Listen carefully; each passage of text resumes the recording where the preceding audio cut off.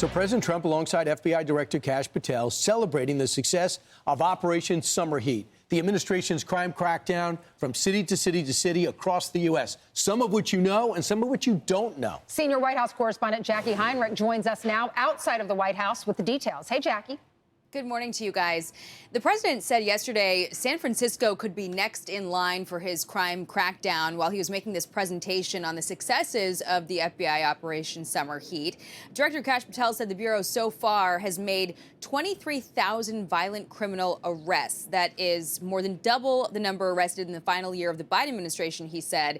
And Operation Summer Heat from June 24th to September 30th included more than 8,600 arrests, 2,200 firearms taken off the streets, 557 children identified, 421 kilograms of deadly fentanyl seized, which Patel said is enough to kill 55 million Americans, plus more than 2,000 criminal indictments. Now the president is setting his sights on San Francisco.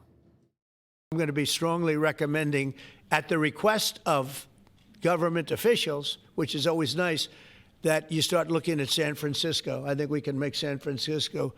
There's one of our great cities 10 years ago, 15 years ago, and now it's a mess. And we have great support in San Francisco, so I'd like to recommend that for inclusion.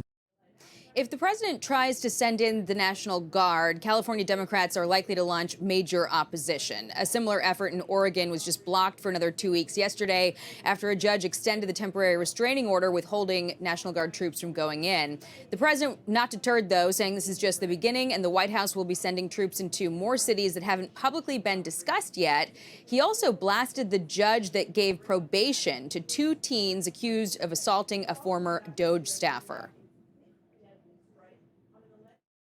I think the judge should be ashamed of himself.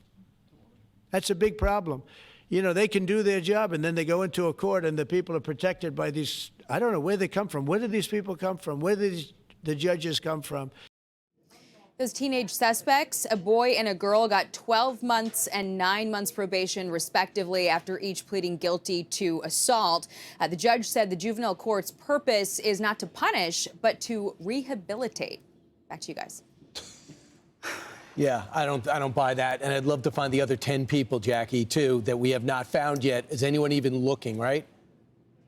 Well, I think they're going to try, obviously, but you look at where this case ended up and you wonder why there is, you know, any sort of feeling among the police force or prosecutors here. You have Jeanine Pirro saying you got to come in and correct the situation because you bring people in, you try them, they plead guilty or they're convicted, and then the sentencing just does not line up, which is why you have this recidivism problem in the city, right, which a lot of people have been discussing as the basis for the continuing crime problem here. Right. Why are 2 15-year-olds out at 3 a.m. That's anyway? Right.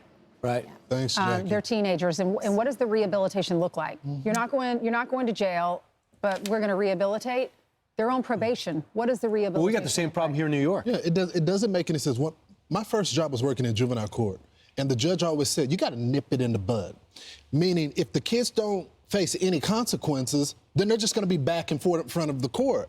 And you're right, Ainsley. Why are the kids out? The kids are the ones that are running the streets right now. And the criminals know this, the gangs know this, because they realize that the kids will be right back on the street and be able to do the same crime over and over again. They're carjacking, too.